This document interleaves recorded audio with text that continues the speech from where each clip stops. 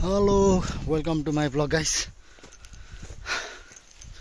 म चाहिँ पहाड चढ्दैछु अहिले। यस्तो दामी ठाउँ छ यहाँ, हेर्दै गर्नु। स्वर्गै जानु पर्दैन, यता आए नि स्वर्ग हुन्छ।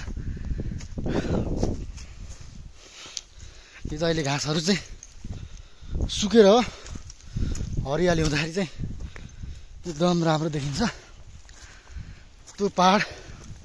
म फाइनली अब चाहिँ आइसके टपमा। हामी हावा आउँछ यहाँ। लैरौँ गए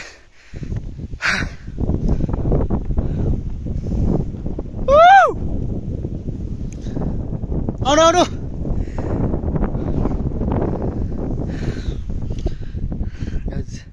यस्तो दामी बगाल ठाउँ छ यहाँ।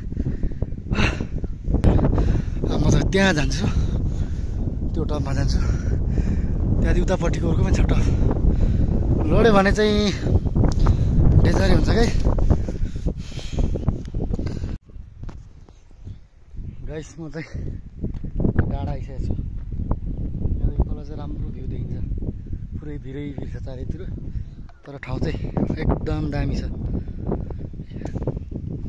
उतातिर बस्ती छन्, मेरो गाउँ यो डाँडाबाट चाहिँ मेरो गाउँ राम्रो देख्छ। डाँडा जानुको एकदम रमाइलो ठाउँ छ ल। पहिला म यतातिर घाँस काटेँ तलतिर, अहिले चाहिँ घाँस काट्न छोडेको छु। एकदम राम्रो छ। यतातिर नि बस्ती छ, यो माथि माथि बस्ती। यो एरिया चाहिँ यो जति पनि देखेको एरिया छ यो चाहिँ सबै मेरै हो, मेरै भन्दा हुन्छ, सबै मेरै हो। अहिले चाहिँ हाम्रो चाहिँ अहिले चाहिँ यो हिउँदो लागेर चाहिँ यति सब देखेको एरिया, यति सबै देखेको एरिया मेरो हो। मेरो होइन, मेरो बाउको, बाउ र बाजेको। एकदम दामी छ ल। पहिला त यहाँ सर्टकट पारी पुग्थेँ यहाँदेखि।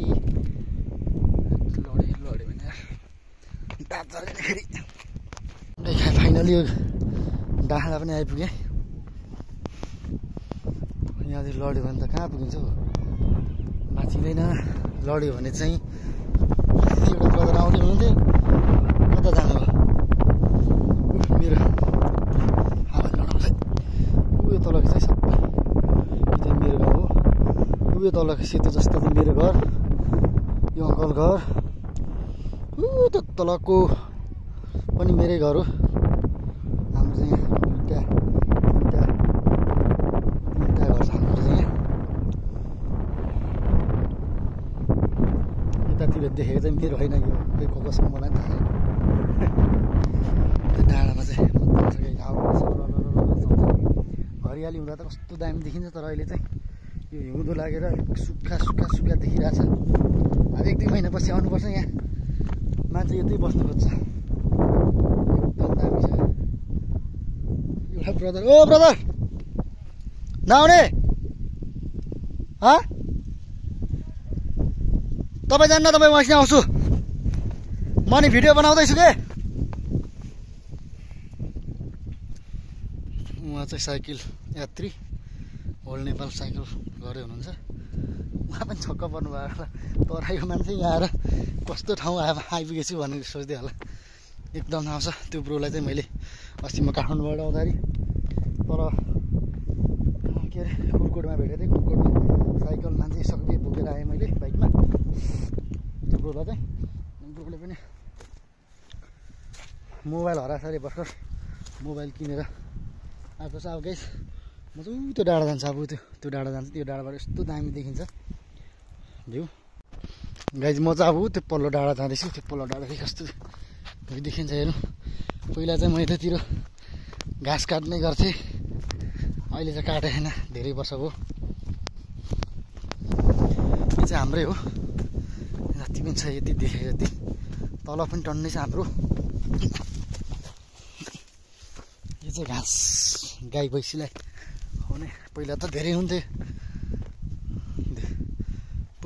हुन्थ्यो, यहाँ घाँस काट्ने मान्छेहरू पनि, गाउँको मान्छेहरू नि बस्थ्यो। अहिले त कोही नि छैन। सब कोही काठमाडौँतिर, कोही विदेश, कोही कता कता कोही कता भर अहिले त मान्छे गाउँमा कोही छैन, बस्नु पनि मन लाग्दैन त्यति। यसो आउँछु त म आउँछु, धेरै बस्न सक्दैन म। त्यो बुढाहरू त्यहाँबाट होली मनाउँदैछ, त्यो बुढाहरू होली मनाउँदैछ। त्यो चाहिँ यहाँबाट हेर्नु त कस्तै भिर छ यहाँबाट चाहिँ, एकदम डेन्जर भिर छ। तिनीहरू होली मनाउन आएको चाहिँ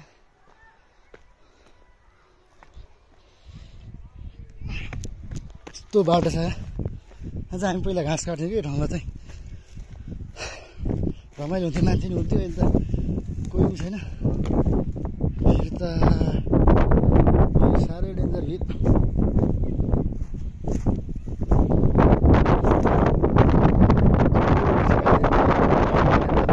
यस्तोमा खाने घाँस काट्छ, अझै नै काट्छ मान्छेले घाँस। डर लाग्यो, अलिकति वर्ष पऱ्यो, बानी बिग्रेछ। अब उतातिर हिँड्नु पनि गाह्रो हुने रहेछ, डर। पहिला त हुन्थ्यो त्यहाँ तसम्म चाहिँ बाटो आएको छ, त्यहाँ सिडी लगाएको छ। त्यहाँ चाहिँ हाम्रो पहिला शिवजी अरूले भनेअनुसार त्यहाँबाट चाहिँ शिवजी भागेर हलिसम्म पुग्नु भएको अरे। राक्षसले हेर्दाखेरि भन्छन् पहिलाको मान्छेहरूले, अब कति सत्य त्यो त मलाई पनि थाहा भएन है। यो चाहिँ मेरो यो च्यानलमा पहिलो भ्लग हो। पहिला मेरो च्यानल मैले अरूको भिडियो हालेको थिएँ, उहाँहरूले चाहिँ कम्प्लेन गरिदिनु भएछ, मलाई अर्निङ दिएको दिएको रहेछ। मैले नि कामको प्रेसरले गर्दा मैले चेकआउट गरिनँ। त्यो च्यानल चाहिँ मेरो उडाइदियो, लगभग अलमोस्ट नचल्ने भइसक्यो। यो चाहिँ मेरो यो फर्स्ट भिडियो, यो ब्लगमा मैले धेरै भयो। मैले त्यो युट्युब जान थालेँ, त्यो गएदेखि मैले भिडियो बनाउँदिनँ, छोडिदिन्छु भनेको थिएँ। अनि फेरि अहिले चाहिँ बनाउनु पऱ्यो भनेर गाउँमा आएको बेला यसो मान्छेलाई नि इन्जोय हुन्छ भने हजुरहरूलाई नि भिडियो मन पऱ्यो भने लाइक कमेन्ट सब्सक्राइब गरिदिनु। तर पहिला त यतातिर त हामी घाँस बोकेर हिँड्छ, अहिले त स्कुलमा पनि हिँड्नु गाह्रो। यो मेरै बारी हो। यो